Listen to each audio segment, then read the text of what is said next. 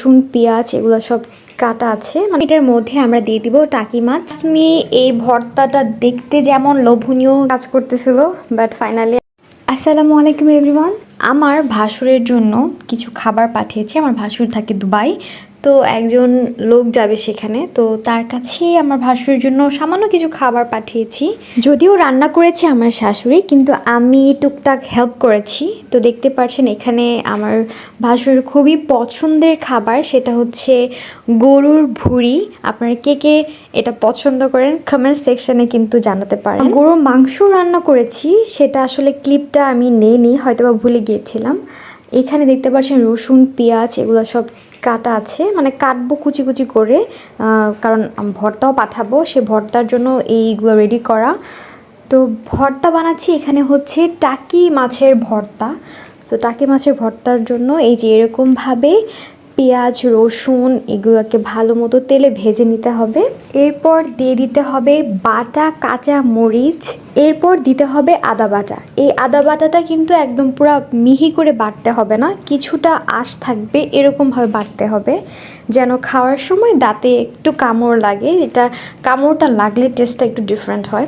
এখন এটার মধ্যে আমরা দিয়ে দিব টাকি মাছ। টাকি মাছটাকে কিন্তু হলুদ আর লবণ দিয়ে ভেজে নিয়েছিলাম, হালকা ভেজে নিয়েছিলাম। সেই ভাজা মাছটাকে এটার মধ্যে দিয়ে দিব। আরেকটা জিনিস বলে রাখি, আমরা কিন্তু লবণটা কাঁচামরিচ যখন বেটেছিলাম তার সাথেই মিক্স করে দিয়েছি। যেহেতু আমাদের আজকের এই ভর্তার পরিমাণটা অনেক বেশি, এই জন্য পরবর্তীতে মনে হচ্ছিল আরও কিছু পেঁয়াজ আর রসুন দিতে হবে, এই জন্য আরও কিছু পেঁয়াজ রসুন অ্যাড করা হলো। এখন এই ভর্তার মধ্যে সরিষার তেল দিয়ে ভালো মতো মাখিয়ে নিতে হবে। আসলে ভর্তা যখন বানাচ্ছিল আমার দেখেই খেতে ইচ্ছে করছিল, এই জন্য এই ভর্তাটা শেষ হওয়ার সাথে সাথেই আমি খেতে বসে পড়েছি। ট্রাস্ট মি, এই ভর্তাটা দেখতে যেমন লোভনীয়, খেতেও ঠিক ততটাই অনেক মজা। আচ্ছা, এরপর আইটেমটা হচ্ছে চাপা শুটকি ভর্তা। তো চাপা শুটকি ভর্তাটা দেখতে পাচ্ছি এটা বেটে নেওয়া হয়েছে। বেটে নেওয়ার পরে কিছু কাটা ছিল, এগুলোকে ভালো মতো বেছে একদম যেন কাটা না থাকে সেভাবেই এটাকে প্রিপেয়ার করা হচ্ছে।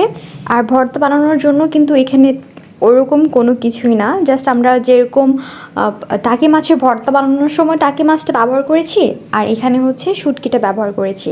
প্রসেস কিন্তু এতগুলো মরিচ বাটা দিয়ে আম্মু এই ভর্তাগুলো বানিয়েছে, আসলে আমার দেখেই মনে হচ্ছে আমার হাত জ্বলতেছে এরকম। বাট আসলে মারা যেন কীভাবে এগুলো পারে, আসলে সত্যি এটা খুবই মানে আশ্চর্যজনক। আমি একটু মরিচ ধরলেই মনে হয় যে এই যে হাত চলা শুরু হয়ে গেছে। আমি একটু ক্লিয়ার করে নিই, আসলে আম্মু বলতে আমি আমার শাশুড়ি আম্মুর কথা বলছি। আমি আমার আম্মুকে আর আমার শাশুড়ি আম্মুকে দুজনকে আম্মু বলি। সব কিছু বানানো শেষ, এখন এগুলোকে বক্সে ভরে প্রতিটা বক্স ভালো মতো কস্টেপ দিয়ে পেঁচিয়ে এটাকে একদম এমনভাবে টাইট করা হয়েছে যেন এটা কোনোভাবেই খুলে না যায়। আসলে আপনারা তো জানেনই যেভাবে আসলে বাইরে খাবারগুলো পাঠানো হয় ঠিক সেভাবেই। আমার এই প্রোফাইলে আমি শেয়ার করবো আমার ডেইলি অ্যাক্টিভিটিস, আমি কি করছি বা আমি প্রতিদিন কি করি। ঘর সাজানোর আইডিয়া হতে পারে, কুকিং আইডিয়াস হতে পারে, হ্যাকস হতে পারে, টিপস হতে পারে। মোটামুটি আমি যেগুলো জানি আমি সেগুলো শেয়ার করার চেষ্টা করব। আশা করি আপনাদের ভালো লাগবে। এই বয়ামটার মধ্যে আমরা গরুর মাংস আর হচ্ছে গরুর যে ভুঁড়ি ওটাকে রান্না করে ডিপ ফ্রিজে রেখে দিয়েছিলাম।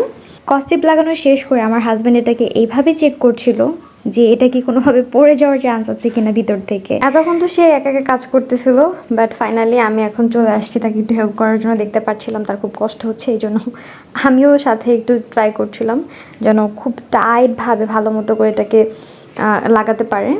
তো এই তো ছিল আজকের এই ভিডিওটা। আমরা পরবর্তীতে যে দেখতে পাচ্ছেন দুইটা বক্স হয়েছে, একটা হচ্ছে মাংস গরুর ভুঁড়ি আর এটা ছিল ভর্তার বক্স। এগুলোকে ভালো মতো একটা ব্যাগের মধ্যে করে দিয়ে দিয়েছিলাম, আর যে নিয়ে যাবে সে তার মতো করে প্যাক করে এটা ভাইয়ের কাছে পৌঁছে দেবে। ভালো থাকবেন সবাই, আল্লাহ হাফেজ।